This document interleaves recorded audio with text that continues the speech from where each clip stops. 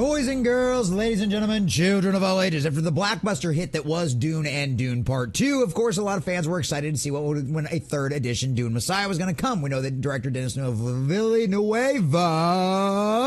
was working on it. They had plans for it. They were eventually going to come around to it. Now, he did say that he was going to take quite a bit of a break from directing and get out from behind the camera for a while and all of that kind of stuff like that. Well, it turns out that looks like it's not going to happen, and we might be getting the third installment of the Dune franchise, Dune Messiah, a lot sooner than what a lot of people out there expected. Now, I, for one, was very disappointed with Dune 2. I did not like the major changes that they made to Chani. They turned her into basically an anti-religious zealot versus being the strong warrior priestess wife that she was supposed to be in those movies, and I absolutely could not stand it. I was extremely disappointed. I was hoping, honestly, that Dune Messiah that would never actually happen in any way, shape, or form, because I'd hate to see any more abominations out there. If you actually want to see a good representation of Frank Herbert's books out there and don't actually have to sit through and read through all of them out there, go find the sci-fi made-for-TV version that is a 3-part, 6-hour version of Dune and Dune Messiah both as well, and they are much superior and more accurate to the books in every way, shape, or form. But needless to say, to my disappointment, breaking Denis Villeneuve reveals he will go back behind the camera faster than I think to make the third Dune movie. So in my case, dun dun dun, ladies and gentlemen. But hey, some of you out there that don't know the source material very well and probably absolutely love this movie and love seeing Chani's character turned into an anti-religious zealot that makes fun of what is supposed to be one of the most respected characters in the entire series out there. Well, I'm sure a lot of you are going to be excited about this. So we're going to check out the article from Deadline.com, getting all of the juicy details and see exactly what Villeneuve has said. But before we do, if you do enjoy our content, hit that like button, share with all your friends, and subscribe or follow if you have not already, boys and girls, because we are grinding, we are growing, and I could not do that without every single one of you. Also, leave us a comment in the section down below. Did you enjoy Dune 2, or were you very disappointed in like I was? Are you excited for the Dune Messiah out there? Let us know what you think about all that in the comment section down below. And hey, I was one of the guys that was excited for Dune 2. I literally went and saw it opening weekend, like Friday night. So don't come at me saying I was never really a fan. Da, da, da, da, da. Eat me. The second one sucked. So from Deadline.com, exclusive, Denis Villeneuve says that his break is over and that he will go back behind the camera faster than I think to film the third installment of his deep immersion into Frank Herbert's Dune universe. And don't get me wrong, they're visually stunning. I just hate what they did to some of those characters. I'm in the writing zone right now, the filmmaker says, referring to Dune Messiah, though he is careful to not call it Dune Part 3, which wouldn't really be accurate anyway. Villeneuve insists that Dune Part 1 and Part 2 for more like are one entity. It's a movie made in 2 parts. It's finished. It's done. And yes, that's really is what it's supposed to be out there. It's supposed to be a complete story. And it's one of those situations where it still needed at least a third movie to flesh all of that stuff out. And they failed miserably with it. That's why, like I said, check out the sci-fi version.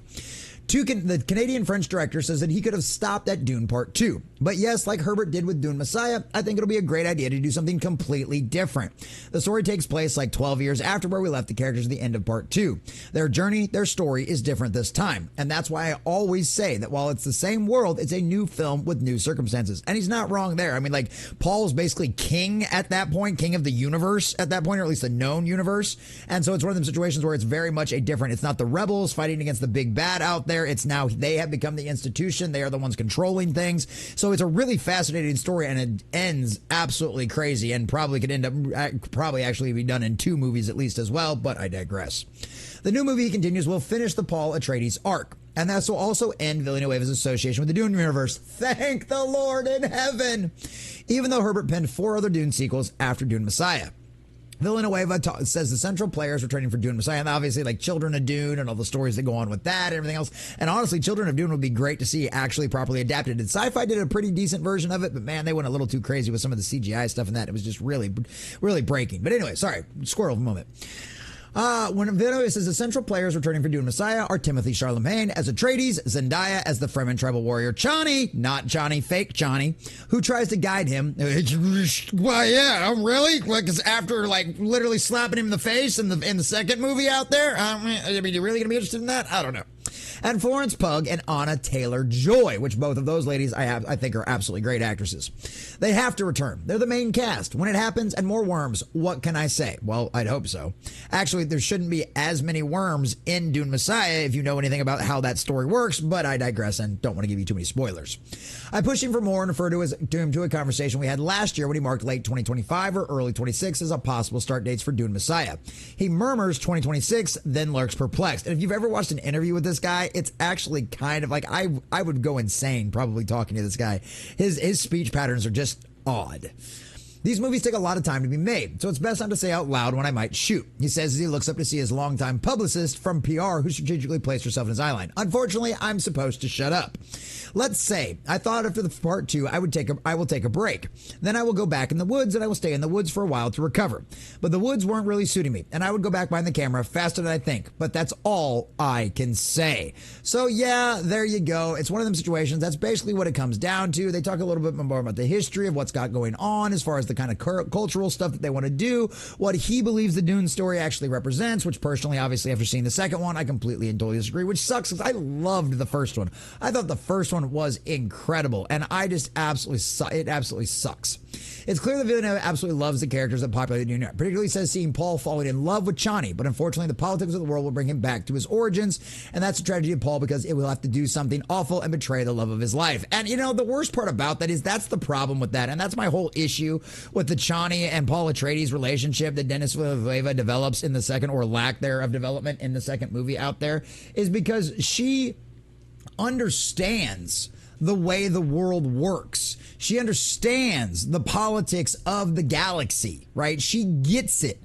And yeah, while she's initially first very perturbed about the situation she ends up finding herself in during Dune Messiah, she accepts it, she understands, and guess what? She's still Paul's wife. She's the actual wife. He might be legally married to somebody else for political reasons, but she is the one that bears his children. She is the one that he goes to every night. She is the one that comforts him. She is his rock. And that is very well expressed in the story. And instead, what we got in Dune Part 2 is Zendaya's character, Chani, the fake Chani, turned into an anti-religious zealot who literally slaps her husband in the face for fulfilling the prophecy she is supposed to believe in.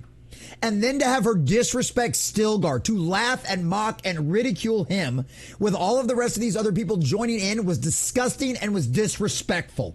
I really wish Denis Villeneuve would have stayed in the woods and would have avoided Dune Messiah with all possibilities, because I could only imagine the kind of insane and disastrous destruction of Dune's characters, the great Frank Herbert Dune's characters, that Denis Villeneuve will continue to do, because apparently one success in actually being accurate with the lore and all that kind of stuff was just enough to spur him on to go out there and rewrite it in his own image. So whether or not you like the movies or not, whether or not you enjoyed it, at the end of the day, it is absolutely disrespectful to the lore and the characters of not only Chani, but Stilgar as well, and I will not stand for it. I hope this movie fails and flops, but because I know how many of you normies out there absolutely love all of these visuals out there, I'm sure it will be very successful, and Denis Villeneuve will get exactly what at least he thinks he deserves.